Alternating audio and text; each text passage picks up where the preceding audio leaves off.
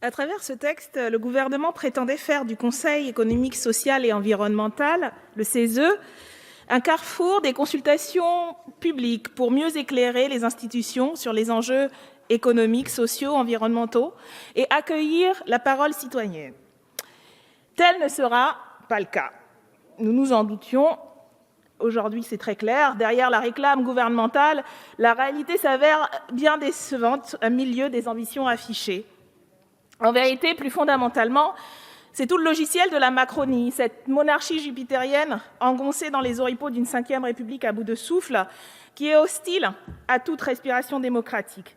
Comme l'illustre de manière assez frappante la crise actuelle, au milieu de laquelle nous dépassons de ce texte, qui apparaît totalement hors sol. Ce projet de loi témoigne de notre point de vue, une nouvelle fois, de l'hypocrisie présidentielle, qui ne fait même plus semblant d'écouter le peuple ou de respecter la démocratie. Alors que les citoyens et citoyennes, les salariés mobilisés pour la justice fiscale, la défense des services publics, du climat, de la santé ou des retraites, alertent depuis 3 ans sur l'urgence sociale, démocratique et écologique, sur les mesures d'urgence à prendre, ce pouvoir n'a eu de cesse de répondre par un mépris dilatoire et l'escalade répressive et sécuritaire. Le mépris des demandes de la Convention citoyenne sur le climat, comme la renégociation du CETA, la taxe de 4% sur les dividendes pour financer la transition écologique, le moratoire sur la 5G, l'écotaxe sur l'aérien, la baisse de la TVA sur le train, l'interdiction de la publicité sur les produits polluants, l'obligation de rénover les logements privés d'ici 2024, tant et tant de sujets qui font pourtant beaucoup dans les débats et qui occupent beaucoup de place dans les débats du dit CESE. Sur le CESE, également, aucune des demandes de la dite convention n'a été véritablement satisfaite.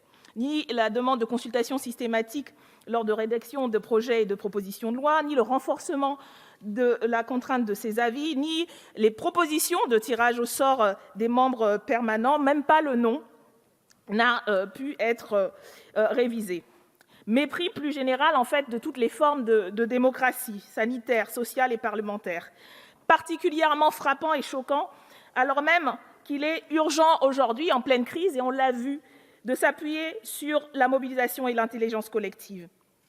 Rappelons qu'en matière de démocratie sanitaire, Emmanuel Ruche, le président de la Conférence nationale de la santé, un parlement sanitaire consultatif qui réunit les différents acteurs des systèmes de soins, rappelait que depuis le début de la crise, aucune des instances n'a été mobilisée pour les pouvoirs publics, et quand elles se sont manifestées, leur parole n'a guère été prise en compte. Gérard Raymond, président de France Asso Santé, qui regroupe 85 associations d'usagers et usagères du système de soins et représente à ce titre pourtant l'interlocuteur officiel des pouvoirs publics depuis 2016, indique que la démocratie en santé a explosé dès le premier jour. Nous n'avons été associés ni au comité d'experts ni à la décision de confiner. Nous n'avons pas été entendus sur le déconfinement et avons dû monter au créneau en urgence fin août, alors que le projet de décret relatif au retour au travail des personnes vulnérables était déjà bouclé. Les exemples sont nombreux de ce type qui illustrent en vérité toute la vacuité d'un texte où on prétend améliorer et réformer une instance de consultation sur l'ensemble de ces sujets et où, en pleine crise, au moment même où il faudrait se saisir de ces mêmes instances, elles sont sans cesse méprisées.